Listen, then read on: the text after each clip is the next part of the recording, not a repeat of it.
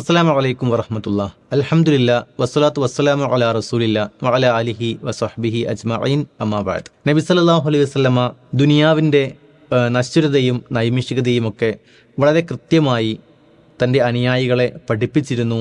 അതോടൊപ്പം തന്നെ ദുനിയാവിനെ വിസ്മരിക്കാതിരിക്കുവാനും വലാ തൻസ മസാബക ഫി ദുനിയ, ഈ ദുനിയാവിലുള്ള നിന്റെ പങ്കിനെ ഒരിക്കലും നീ വിസ്മരിക്കാൻ പാടില്ല.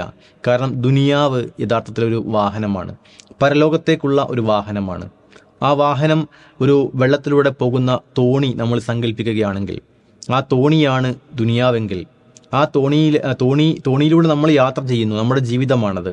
ചുറ്റുമുള്ള വെള്ളമാണ് ദുനിയാവെങ്കിൽ, ആ വെള്ളം തോണിയിലേക്ക് കയറിക്കഴിഞ്ഞാൽ തീർച്ചയായും ആ തോണി മുങ്ങിപ്പോകും. അത് കയറാതെ നമ്മൾ നോക്കേണ്ടതാണ്. അങ്ങനെ ആ രൂപത്തിൽ നോക്കുന്നതിലാണ് ആ യാത്രയുടെ വിജയം. അതേപോലെ സ്വഹാബത്തിനെ സംബന്ധിച്ചിടത്തോളം അവരിൽ പലരും ധനികരായിരുന്നു. നമുക്കറിയാം, ഉസ്മാൻ റളിയല്ലാഹു അൻഹു മരണപ്പെടുമ്പോൾ അദ്ദേഹത്തിന് 4 ഭാര്യമാരുണ്ടായിരുന്നു.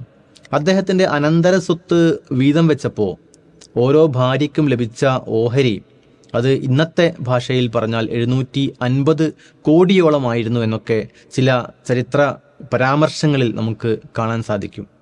പക്ഷേ ഇതേ ഉസ്മാൻ റളിയല്ലാഹു അൻഹു ഒരിക്കൽ ക്ഷാമം വന്ന അവസരത്തിൽ തൻ്റെ കച്ചവട സമ്പത്ത് മുഴുവൻ ബൈത്തുൽ മാലിലേക്ക് സംഭാവന ചെയ്യുന്നത് നമുക്ക് കാണാൻ സാധിക്കും. അബ്ദുറഹ്മാൻ ഇബ്നു ഔഫ് റളിയല്ലാഹു അൻഹുവിനെ പോലെയുള്ള പണക്കാരായ ആളുകളുണ്ടായിരുന്നു. പക്ഷേ ഹിജ്റ പോവണം എന്ന് നബി സല്ലല്ലാഹു അലൈഹി വസല്ലമ കൽപ്പിച്ചപ്പോൾ എല്ലാ സമ്പത്തും ഉപേക്ഷിച്ചുകൊണ്ടാണ് അവരെല്ലാവരും ദീനിൻ്റെ മാർഗത്തിൽ ഇറങ്ങി പുറപ്പെട്ടത്.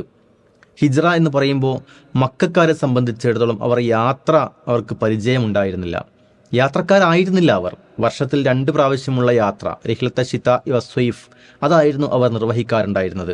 മാത്രമല്ല, അവർ അവരുടെ കബീലയിൽ നിന്ന് അവരുടെ ഗോത്രത്തിൽ നിന്ന് അവർ പുറത്തു കടന്നു കഴിഞ്ഞാൽ അവർക്ക് യാതൊരു സംരക്ഷണവും ഉണ്ടായിരുന്നില്ല. എന്നിട്ടും അവർ യാത്ര ചെയ്തത് നമുക്ക് കാണാൻ കഴിയും. കാരണം ഈ രൂപത്തിൽ സമ്പത്തുണ്ടായിരുന്നിട്ടും ആ സമ്പത്ത് അവർക്ക് ദീനിൻ്റെ മാർഗത്തിൽ പരിശ്രമിക്കുവാൻ തടസ്സമായില്ല എന്നതാണ്. ആ സമ്പത്തിനെ അവർ പരമപ്രധാനമായി കണ്ടില്ല എന്നുള്ളതാണ് അവരുടെ വിജയം എന്ന് പറയുന്നത്.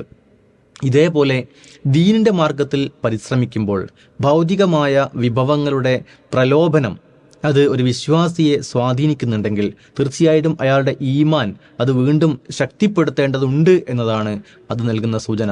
ആ രൂപത്തിൽ ശക്തമായ ഈമാനോടുകൂടി ദീനിൻ്റെ മാർഗത്തിൽ പരിശ്രമിക്കാനുള്ള തൗഫീഖ് അള്ളാഹു നമുക്ക് പ്രദാനം ചെയ്ത് തരുമാറാവട്ടെ.